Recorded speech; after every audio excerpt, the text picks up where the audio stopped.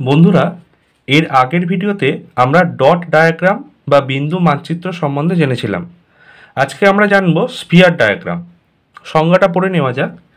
কোনো কেন্দ্রীভূত পরিসংখ্যান, যেমন পৌর জনসংখ্যাকে মানচিত্রের নির্দিষ্ট স্কেল অনুসারে ত্রিমাত্রিক গোলরূপে দেখানো হলে তাকে স্ফিয়ার মানচিত্র বলা হয়।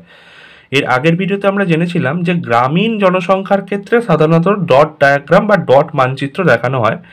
আজকে আমরা জানছি শহুরে বা পৌর জনসংখ্যার ক্ষেত্রে স্পিয়ার ডায়াগ্রাম দেখানো হয়। এর কারণটা কি, সবার আগে সেটা জেনে নেওয়া যাক। আমরা যদি ভন তুনেনের থিওরি অথবা অগাস্ট লসের থিওরি আমরা যদি পড়ে থাকি, তাহলে আমরা জানব যে শহরে জমির দাম বেশি এবং শহর থেকে যত দূরে যাওয়া যাবে, অর্থাৎ মফস্বল বা গ্রামের দিকে যাওয়া যাবে, তত জমির দাম কিন্তু কমতে থাকে। এবারে যেহেতু গ্রামে জমির দাম কম, তাই জন্য বাড়িগুলো হরাইজন্টালি হয়, মানে বিভিন্ন জায়গায় ছড়িয়ে ছিটিয়ে এরকম করে বাড়ি তৈরি হয়। একটি বাড়ির বিশাল বড় এলাকা নিয়ে তৈরি হতে পারে। কিন্তু শহরে যেহেতু জমির দাম বেশি, তাই জন্য শহরে যে বাড়িগুলো লক্ষ্য করা যায় সেগুলো হরাইজন্টালের বদলে ভার্টিক্যালি ওঠে, অর্থাৎ বহুতল বাড়ি লক্ষ্য করা যায়, দোতলা, পাঁচতলা, দশতলা, ঠিক আছে, এইরকমভাবে বাড়িগুলো তৈরি হয়। এবারে যেহেতু শহরে দৈর্ঘ্য, প্রস্থ এবং উচ্চতা সম্পন্ন বাড়ি আছে, সেই জন্য এটা স্ফিয়ার ডায়াগ্রাম অর্থাৎ ত্রিমাত্রিক, মানে যার তিনটি ডাইমেনশন আছে, দৈর্ঘ্য, প্রস্থ এবং উচ্চতা, স্ফিয়ার ডায়াগ্রাম দ্বারা দেখানো হয়। যেহেতু গ্রামেতে দুই মাত্রিক বাড়ি লক্ষ্য করা যায়, অর্থাৎ দৈর্ঘ্য, প্রস্থ থাকে, উচ্চতা সেই অর্থে থাকে না, সেই জন্য সেটা ডট মানচিত্রের মাধ্যমে দেখানো হয়। এটা মেন কারণটা আমরা জানলাম স্পিয়ার ডায়াগ্রামে কেন পৌর জনসংখ্যা দেখানো হয়। এবারে আমরা স্পিয়ার ডায়াগ্রামের বৈশিষ্ট্যতে ফিরে আসি। এখানে মোটামুটি চারটে বৈশিষ্ট্য দেখানো হয়েছে। যেমন 1 নম্বর, ত্রিমাত্রিক গোলকের সাহায্যে দেখানো হয়, অবশ্যই তিনটে মাত্রিক থাকবে, থার্ড ডাইমেনশন থাকবে। 2, নির্দিষ্ট বৃত্তগুলির আর বা ব্যাসার্ধ নির্দিষ্ট স্কেল অনুপাতে হয়। 3, নির্দিষ্ট প্রশাসনিক এলাকার মধ্যে থাকে। এবং 4, সাধারণত শহুরে জনসংখ্যা বন্টনের ক্ষেত্রে ব্যবহৃত হয়। ঠিক আছে, এবারে আমাদের পরীক্ষায় এই রকম একটা ডেটা দিয়ে দেওয়া হবে, যেখানে সিরিয়াল নাম্বার থাকতে পারে, নাও থাকতে পারে, থানার নাম, জেলার নাম, গ্রামের নাম, শহরের নাম এরমভাবে থাকতে পারে, এবং শহুরে জনসংখ্যা দেওয়া থাকবে। এই তিনটি কলাম ছাড়া আমাদের আরও 1, 2 এবং 3টি কলাম করে নিতে হবে, যেখানে আর equal to 3√3 into population by 4π, তাকে একটা স্কেলে ধরতে হবে, এবং বৃত্তের ব্যাসার্ধ ধরতে হবে, যেটা আর ডিভাইডেড বাই স্কেল। আমরা যে জনসংখ্যাটা দেওয়া হয়েছে শহুরে জনসংখ্যা, সেটাকে আমরা আর এতে কনভার্ট করে দেখি। তার জন্য আমাদের একটা সায়েন্টিফিক ক্যালকুলেটর রাখবে। সেই ক্যালকুলেটরের মাধ্যমে আমরা প্রথমে একবার ট্রাই করে দেখি আদৌ কীরমভাবে করা যায়।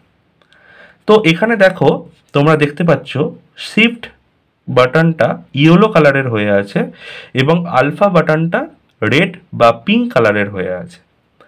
এই শিফট ইউজ করা হয় যখনই কোনো কির ওপর আমরা ইয়েলো কালারের জিনিসগুলোকে ইউজ করতে চাইবো, তখনই শিফট চিপে যদি সেগুলোকে প্রেস করা হয় তাহলে সেই ভ্যালুগুলো ওঠে। যেমন আমরা পাইয়ের ক্ষেত্রে আগে দেখেছি, কিরম দেখেছি না, আমরা যদি পাইটাকে ব্যবহার করতে চাই তাহলে এই পাইয়ের বাটনটার ওপরে পাই লেখা আছে, মানে ইন্টু 10x এর ওপরে পাই লেখা আছে। তো আমরা এই পাইটাকে ব্যবহার করার জন্য শিফট প্রেস করার পরে এখানে দেখো শিফট লেখাটা চলে এসছে, এস বলে একটা লেখা দেখাবে। আমরা যদি ইন্টু 10xটা দিই তাহলে পাই হয়ে যাবে, কিন্তু যদি আমরা শুধু 10x দিই তাহলে কিন্তু ইন্টু 10⁻, মানে ইন্টু 10 এটা দেখাবে আর কি। তার জন্য কি করতে হবে, আমাদের এইখানে দেখো 3 করা আছে, আমরা এসি প্রেস করে দিলাম, 3 করা আছে, তাহলে শিফট প্রেস করে 3 করে দিলাম। এবারে কি বলছে 3 ইন্টু পি বাই 4π, তাহলে এটাকে আমাদের ব্র্যাকেটে রাখতে হবে। 3 ইন্টু পপুলেশন মানে হচ্ছে 222,000। এবার বলছি কি ডিভাইডেড বাই সিম্বল দেওয়া আছে, দেখো ডিভাইডেড বাই 4, আবার দেখো পাই আছে, পাইয়ের জন্য কি করব, আমরা শিফট প্রেস করব করে ইন্টু 10x দেব, ব্র্যাকেট ক্লোজ করব এবং ইকুয়াল টু দিলে 37.56255 এরকম বেরিয়েছে। তো এটা আমরা পেয়ে গেলাম। তো এইটা আমাদের প্রথমে এক্সাম্পল হিসেবে দেখাতে হবে। দেখো হরিশ্চন্দ্রপুরের ক্ষেত্রে এক্সাম্পল দেখানো হয়েছে, এরকমভাবে ভ্যালুগুলোকে বসানো হয়েছে। ব্যাস, বসানোর পরে আমাদের এখানে উত্তরটা লিখতে হবে। আমরা কি করব, একই পদ্ধতিতে করব। শিফট রুট দেব, দেওয়ার পরে bracket 3 into 22200 divided by 4 shift EXP bracket close equal to 37.5625। তাহলে 37.56 আমরা এখানে 37.56 এইভাবে লিখে দেব। ঠিক আছে, এইভাবে আবারও একটা আমি করে দেখাচ্ছি, যেমন পরেরটার ক্ষেত্রে দেখাচ্ছে shift root bracket 3 into population আছে 219000 divided by 4 shift into 10x bracket close equal to, পরেরটা আছে 37.39, তাহলে 37.39। এইভাবে সবকটা আমরা করে ফেলি।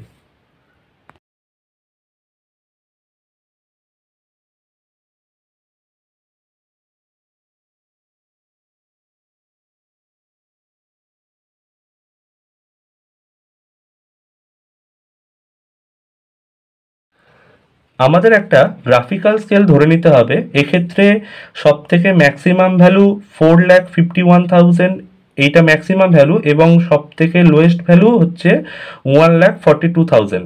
তো এই 4,51,000টাকে 5 লাখ মানে ম্যাক্সিমামটাকে বাড়িয়ে, এবং 1,42,000টাকে 1 লাখ ধরে, মানে ম্যাক্সিমাম এখানে লিখতে পারো, মিনিমাম এখানে লিখতে পারো, লিখে এই দুটোকে যোগ করে 2 দিয়ে ভাগ করে এখানে লিখে সেরমভাবেও করতে পারো। কিন্তু আমি এটা অন্য পদ্ধতিতে করেছি, এটা যে কোনো পদ্ধতি অবলম্বন করলেই হবে। এক্ষেত্রে আমি 10 লাখ এখানে ধরে নিয়েছি, এখানে 1 লাখ ধরে নিয়েছি, এবং এখানটা 10,000 ধরে নিয়েছি। এরমভাবেও তোমরা কিন্তু করতে পারো। এটা হয়ে যাওয়ার পরে আমরা যে কোনো পদ্ধতিতে করার পরে আমরা আবার এইটাকে আর বার করব এটার, এরকমভাবে bracket 3 into 10 lakh divided by 4 shift 10x bracket close 62.03। তাহলে আমরা এখানে লিখলাম 62.03। যেহেতু একটা শূন্য অমিট হয়ে যাচ্ছে, সেই জন্য আমরা এখানে গিয়ে একটা জিরোকে জাস্ট ডেল করে দিলাম, দিয়ে তারপরটা 28.79 এবং তার থেকে আবার একটা শূন্যকে অমিট করে দিলাম, গিয়ে ডেল করে দিলাম 10,000, 13.36।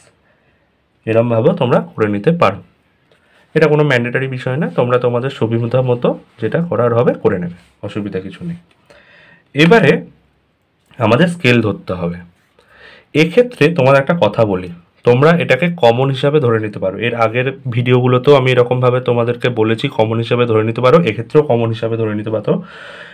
দেখো, সব থেকে বড় যে ভ্যালুটা আছে 47.57, এই যে ভ্যালুটা আছে, এই ভ্যালুটাকে 1.5 সেমি স্কেলের মধ্যে রাখার চেষ্টা করবে, 1.5। তার মানে এটা করতে হবে কি না, সহজ ব্যাপার, একদম সহজভাবে নেবে। 47.57 ডিভাইডেড বাই 1.5 করলাম, ইকুয়াল টু দিলাম 31.71, একদম 31.71। এখানে আর কোনো দ্বিধাউক্তি নেই। এবার এই 31টা নিশ্চয়ই 30-র কাছাকাছি, এর আগে আমরা স্কেল ধরেছি, এর আগে আমরা ভিডিওতে দেখেছি। তো এবার এই 30 মানে 1 সেমি সমান 30, এখানে আর আমরা স্কেল ধরবো কীরকম, 1 সেমি সমান 30, মানে সব কটা ভ্যালুকে আমরা 30 দিয়ে ভাগ করব। তো আমরা এখানে লিখব কি, আমরা লিখব রেডিয়াই অফ দ্য স্ফিয়ার, মানে স্কেল হিসাবে আমরা খাতাটা ঘুরিয়ে নেবো, এরকম ঘুরিয়ে নিয়ে লিখব 1 semi represented 30 r of the sphere, মানে রেডিয়াই অফ দ্য স্পিয়ার। ঠিক আছে, এক্ষেত্রে আমরা আবার খাতাটা সোজা করে নিচ্ছি এবং নিচের দিকে চলে আসছি। এক্ষেত্রে আমরা এখানে লিখে দিই কীভাবে বার করতে হয় স্কেলটা। স্কেল ইকুয়াল টু স্পিয়ারের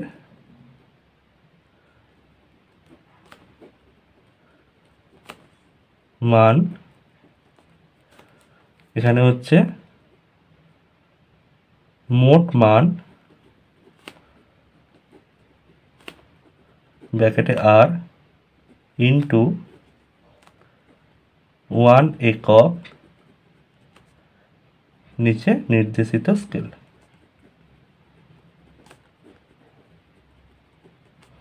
তাহলে এখানে মোট মান কত, আমি এক্ষেত্রে দেখাচ্ছি কিসের রেসপেক্টে, হরিশ্চন্দ্রপুরের রেসপেক্টে 37.56। তাহলে আমরা এখানে লিখব 37.56 ইন্টু 1 সেমি বাই নির্দেশিত স্কেল হচ্ছে 30R। ঠিক আছে, তো এক্ষেত্রে মানটা হচ্ছে কত, আমরা কি করব, জাস্ট কিছুই করব না, আমরা 37.56কে 30 দিয়ে ভাগ করব। 37.56 ডিভাইডেড বাই 30 কত বেরিয়েছে, 1.25। ঠিক আছে, 1.25 আমাদের মান। তাহলে 1.25 সেমি, এটা হচ্ছে বৃত্তের ব্যাসার্ধ বার করছি আমরা, মানে আর বার করছি, মানে হচ্ছে আরটাকে একটা স্কেলে ধরছি যাতে ছোট করে আঁকা যেতে পারে। তো এখানে একটা ছোট্ট করে কথা লিখে দিতে হবে, এই সূত্র অনুসারে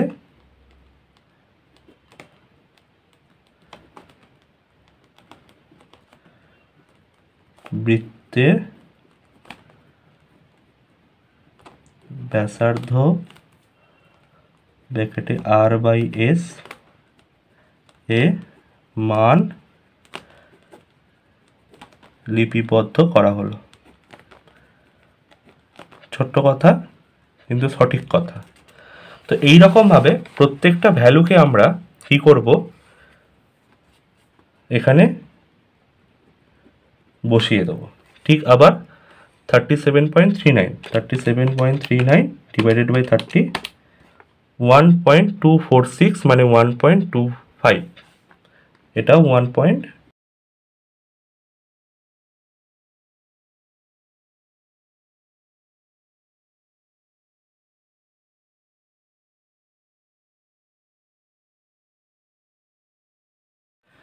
দেখো বন্ধুরা, আমরা বৃত্তের ব্যাসার্ধের স্কেলগুলো যেগুলো বার করেছিলাম সেগুলো সব কটা বার করা হয়ে গেছে, এবং আমাদের নিচে এক্সাম্পল হিসাবে সমস্ত ডিটেলস দেওয়া হয়েছে। এবার আমরা ক্যালকুলেশন থেকে অঙ্কনের দিকে এগোবো।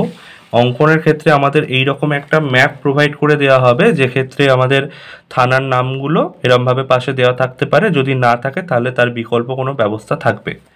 তো এক্ষেত্রে যেমন আমি বলি যে 1 নম্বরের ক্ষেত্রে আমরা এখানে হরিশ্চন্দ্রপুর দেখতে পাচ্ছি যেমন সিরিয়াল, এবং টেবিলেতেও 1 নম্বরের ক্ষেত্রে আমরা হরিশ্চন্দ্রপুর সিরিয়াল দেখতে পাচ্ছি। তো এখানে 1.25 বেরিয়েছে বৃত্তের ব্যাসার্ধ, সেইটা আমরা এই 1 নম্বর হরিশ্চন্দ্রপুরের দিকে এর মধ্যে আমরা অঙ্কন করার চেষ্টা করব। এক্ষেত্রে বলি, স্পিয়ার বা বৃত্তটির একটা নির্দিষ্ট অ্যাঙ্গেল থাকবে, সেই অ্যাঙ্গেলটা প্রথমে আমাদের ড্র করে নেওয়া যাক। এটা নিচের দিকে ডান দিকে করে তোমরা করতে পারো। এর জন্য কিছুই নয়, একটা 4 সেমির মতো একটা ডট নিয়ে সেটা লাইনটা জুড়ে দাও, যেমন এরম দেখাচ্ছি আমি। 4 সেমির একটা ডট নিলাম, 4 সেমির থেকে ছোট বড় নেওয়া যেতে পারে, অসুবিধা কিছু নেই। এবারে আমরা জিরোটা ডান দিকে বসাবো এইরকমভাবে, ঠিক এখানে বসালাম। আমরা 90 ডিগ্রিতে একটা ডট নেব এবং 66.5 ডিগ্রি অ্যাঙ্গেল করব, মানে 10, 20, 30, 40, 50, 60, 60.5 আর 60.6 আর 7, 60.6 আর 7-এর মাঝখানে আমরা ডট নেব, ঠিক এইভাবে 66.1 ডিগ্রি। তো নেওয়ার পরে এটা ম্যান্ডেটারি বিষয় নয়, মানে তোমরা চাইলে যে কোনো কৌণিক পরিমাণ ব্যবহার করতে পারো। আমরা এইভাবে বিন্দুগুলো জুড়ে দেব, জুড়ে দিয়ে আমরা এটা দেখিয়ে দেবো যে এটা হচ্ছে স্পিয়ারের অ্যাঙ্গেল, এইরকমভাবে। ঠিক আছে, এবার এখানে আমরা একটা চাইলে স্পিয়ার একটা ড্র করে দেবো পরে। সবার প্রথমে আমরা এইখানে আমরা স্পিয়ারটা আঁকবো। তার জন্য কি করব, আমরা এরকমভাবে নিচের দিকে করে কিছু হরাইজন্টাল লাইন ড্র করে নেব, এরকমভাবে কিছু নিচের দিকে হরাইজন্টাল লাইন ড্র করে নেব। এমনভাবে ড্র করব যাতে সেটা কোনো অসুবিধা না হয়, মানে পরে মুছে দেওয়া যায় যেন। হরিজন্টাল লাইন ড্র করে নিয়ে আমরা তার 66.5 ডিগ্রি অ্যাঙ্গেলটা তৈরি করব, ঠিক এইভাবে। এটা তোমরা সেট স্কোয়ারের মাধ্যমেও করতে পারো, কিন্তু এইটা সব থেকে সহজ উপায় এবং এটা তাড়াতাড়ি হয়ে যাবে বলে আমি তোমাদেরকে এটা বলছি। একটু সুন্দরভাবে করার চেষ্টা করবে যাতে লাইনগুলো হরিজন্টালি সমান সমান হয় আর কি। এরকমভাবে ড্র করে নেবে 6.65 ডিগ্রি অ্যাঙ্গেল ড্র করে নিলেই হয়ে যাবে। আচ্ছা, এরকম হলো। এবারে আমরা একটা যে কোনো জায়গায় ডট নিলাম, ডট নেওয়ার পরে মাঝখানে করে নেবে। আমরা এখান থেকে 0 এরকম বসাবো এবং 66 পূর্ণ 1/2 ডিগ্রি, তাই 60, 65, 66 পূর্ণ 1/2 ডিগ্রি আমরা ডট নিলাম, নিয়ে একটা বৃত্ত ড্র করবো, এই রেখা ড্র করব ঠিক এরকমভাবে। ব্যাস, আমরা একটা স্পিয়ারের অ্যাঙ্গেল পেয়ে গেলাম। এবারে হচ্ছে কি, আমাদের এখানে স্কেল নিতে হবে। স্কেলেতে আমাদের এটা অ্যাকচুয়ালি আর 1.25, আমাদের কোথাও একটা এরকম 0 আর 1.25 মানে 3, এরকম দুটো পয়েন্ট নিতে হবে। নেওয়ার পরে আমরা পেন্সিল কম্পাস নেব। পেন্সিল কম্পাসের মধ্যে আমরা পেন্সিল করে আমি একটু খাতাটা ঘুরিয়ে নিলাম যাতে আঁকতে সুবিধা হয়। এখান থেকে এরকম বসাবো, বসিয়ে একটা বৃত্ত অঙ্কন করব। একটু মোটা করে করবে যাতে অন্যগুলো মানে মুছতে গেলে এটা মুছে না যায়। একটু অসুবিধা হচ্ছে, দেখো এরকমভাবে বৃত্তটা ড্র করতে হবে। ঠিক আছে, আমি একটা করে দেখাচ্ছি, তারপরে তোমরা খুব ভালোভাবেই বুঝে যাবে। এবারে আমাদের এই এক্সটার্নাল যে লাইনগুলো আছে একটু মুছে দিই, তাহলে তোমাদের বুঝতে সুবিধা হবে। এরকম করে মুছে দিই। সহজ কাজ, একটু খটোমটো আছে, সময় সাপেক্ষ, কিন্তু সহজ কাজ। ব্যাস, মোটামুটি এইরকম একটা জিনিস দাঁড়ালো। এবার এইখানে একটা এইরকম করে গোল হাতে বৃত্তর মতো ড্র করব। ড্র হলো। এবারে সহজভাবে বুঝবে, এখান থেকে শুরু করে এরকম অ্যাঙ্গেল হবে, এইরকম একটা রেখা তোমরা টানতে হবে, এখানে বৃত্ত টানতে হবে। দেখো এইখানে বসালাম, বসিয়ে এরকম একটা বৃত্ত টানলাম, আবার একটু অন্য জায়গায় বসিয়ে, মান চেঞ্জ করিনি কিন্তু পেন্সিল কম্পাসে, একটু অন্য জায়গায় বসিয়ে এরকম একটা বৃত্ত টানলাম, বৃত্ত চাপ আর কি, আবার একটু এরকম বসিয়ে যাতে আমি এই রকমভাবে কভার করতে পারি, বৃত্তচাপ আঁকলাম। আবার অন্যদিকে বসিয়ে খাতাটা একটু ঘুরিয়ে নিতে পারো, এরকমভাবে ঘুরিয়ে ঘুরিয়ে করবে, সুবিধা হবে। আবার এখানে বসিয়ে একটু পেন্সিল দিয়ে দেখে নেবে, মোটামুটি এটা একটু অ্যাডজাস্ট করে নেবে নিজেদের মতো। হ্যাঁ, এইরকম একটা জায়গায় বৃত্তচাপ আঁকলাম, এরকমভাবে দেখে নেবে। এরকম করে ঘুরিয়ে ঘুরিয়ে কন্টিনিউ আঁকতে থাকবে মাঝখান পর্যন্ত। দেখো আমি মোটামুটি একটা আঁকার চেষ্টা করছি, দেখো এরকম টাইপের। ঠিক এদিকে যেরকম বলের মতো করা হয়েছে, বাম দিকটা যদি সোজা করি, দেখো বাম দিকটা যেরকম বলের মতো করা হয়েছে, ঠিক ডান দিকটাতেও আমাদের এরকমভাবে করতে হবে। এটার জন্য খাতাটা আবার ঘুরিয়ে নিলাম একটু এদিকে। আমি কোনো মান চেঞ্জ করিনি পেন্সিল কম্পাসের, একটু অ্যাডজাস্ট করে দেখছি আর কি যে কোথা দিয়ে টানলে সুবিধা হতে পারে।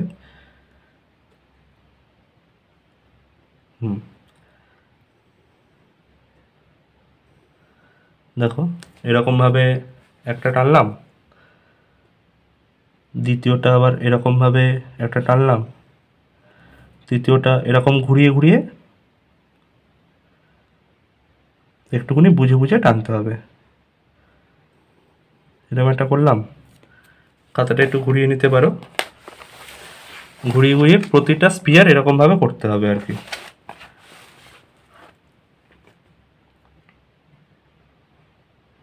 একটু নিজের মন মতো দেখে নেবে, দেখে এরকমভাবে একটা টানলাম, এরকমভাবে একটা টানলাম। দেখো মোটামুটি এইরকম একটা হয়েছে, দাঁড়িয়েছে।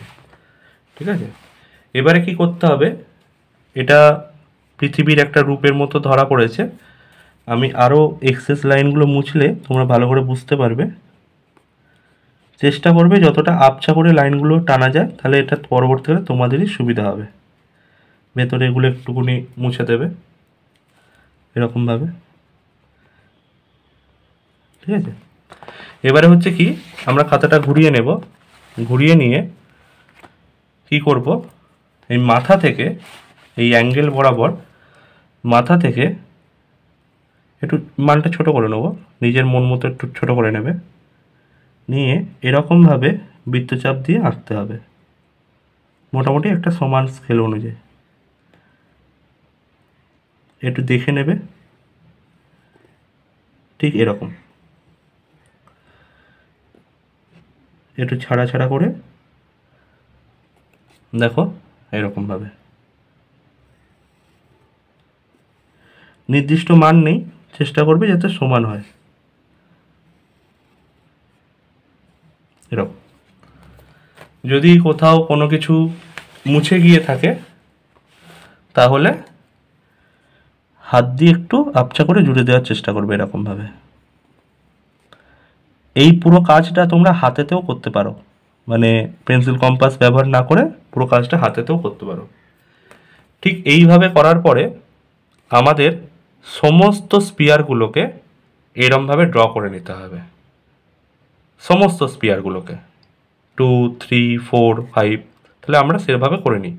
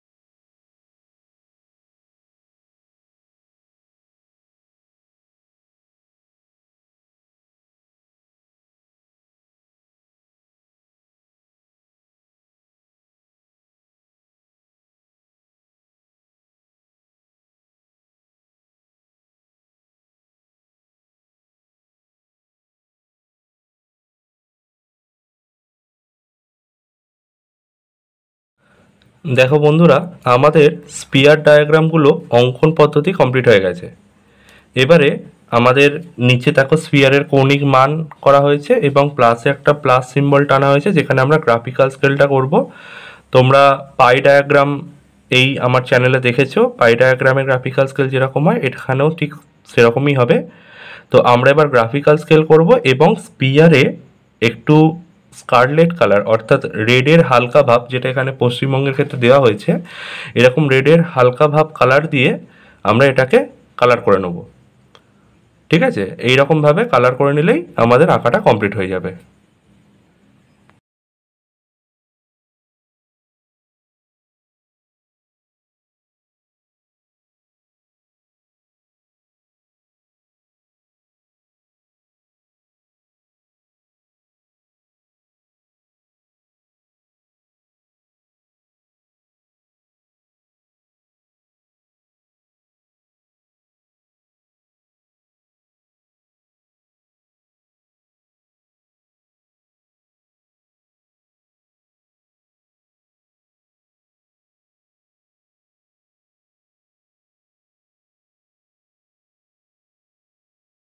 দেখো বন্ধুরা, আমরা এই মানচিত্রটি রং করে ফেলেছি, প্রতিটা স্পিয়ারে এরকমভাবে 3D কালার করেছি, হালকা কালার করে।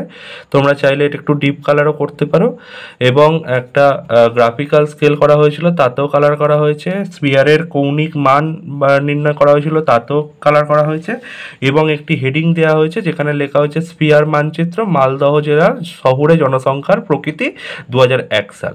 আমাদের অঙ্কটা সম্পূর্ণ কমপ্লিট হয়ে গেছে। এবারে আমরা এখানে একটা চিত্রের ব্যাখ্যা লিখব, চিত্রের ব্যাখ্যা লিখলেই আমাদের সমস্ত কাজটা কমপ্লিট হয়ে যাবে।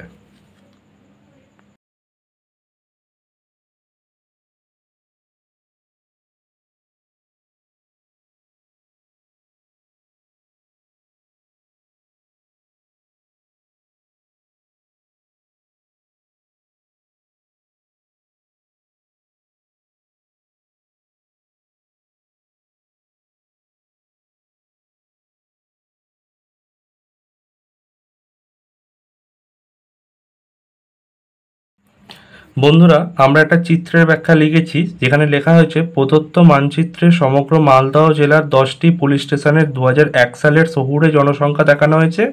এক্ষেত্রে সর্বোচ্চ পৌর জনসংখ্যা লক্ষ্য করা গেছে কালিয়াচকে এবং সর্বনিম্ন জনসংখ্যা লক্ষ্য করা গেছে হাবিবপুরে। শহুরে চাকরিজীবীর সংখ্যা, উন্নত যোগাযোগ ব্যবস্থা প্রভৃতির জন্য জনসংখ্যা বেশি এবং এই সমস্ত সুবিধাগুলির অভাবজনিত কারণে হাবিবপুর, মালদহ, মানিকচক প্রভৃতি অঞ্চলে কম জনসংখ্যা লক্ষ্য করা গেছে। তবে হরিশ্চন্দ্রপুর, খাবড়া, রাতুয়া প্রভৃতি অঞ্চলে মধ্যম জনসংখ্যা লক্ষ্য করা গেছে। তাহলে আমাদের আঁকা এবং সমস্ত চিত্রের ব্যাখ্যা এখানেই শেষ হলো। আমরা প্রথম থেকে একবার দেখে নিই। প্রথমে আমাদের একটা এরকম টেবিল দেওয়া হবে, যেখানে আমাদের এই ক্যালকুলেশনগুলো নির্ণয় করতে হবে। এখানে একটা এক্সাম্পল হিসেবে দিয়ে দিতে হবে, একটা স্কেল ধরতে হবে, সেই স্কেলটা এখানে লিখতে হবে। এই সূত্র অনুসারে বৃত্তের ব্যাসার্ধ এই ব্যাসার্ধ মান লিপিবদ্ধ করা হলো, মানে সারণীতে লিপিবদ্ধ করা হলো। আচ্ছা, এবারে হচ্ছে কি, এরকম একটা ম্যাপ দেওয়া হবে, সেই ম্যাপের মধ্যে আমরা স্পিয়ারগুলো অঙ্কন করব। এক্ষেত্রে আমাদের যদি মনে হয় তাহলে আমরা একটা অ্যাঙ্গেল অফ স্পিয়ার বা স্পিয়ারের কৌণিক মান এরকম একটা অঙ্কন করে নেব। একটা শহুরে জনসংখ্যা এরকম লিখে এরকম একটা গ্রাফিক্যাল স্কেল করে নেব, যেখানে 3টে জনসংখ্যা দেখানো হয়েছে এবং একটা হেডিং থাকবে যেখানে লেখা হয়েছে স্পিয়ার মানচিত্র মালদহ জেলার শহুরে জনসংখ্যার প্রকৃতি 2001 সাল এবং একটা চিত্রের ব্যাখ্যা। এইটুকু করে নিলেই তোমাদের সমস্ত কাজটা কমপ্লিট হয়ে যাবে। এর পরের বারে আমরা যেটা শিখবো সেটা হচ্ছে ডট এবং স্পিয়ার একসাথে শিখবো। তার জন্য একটু ওয়েট করতে হবে। আমার চ্যানেলটা সাবস্ক্রাইব করো, শেয়ার করো বন্ধুদের সাথে, লাইক করো। যদি মনের মতো লাগে তাহলে এই অঙ্কগুলো আবার পুনরায় তোমরা প্র্যাকটিস করে নিতে পারো।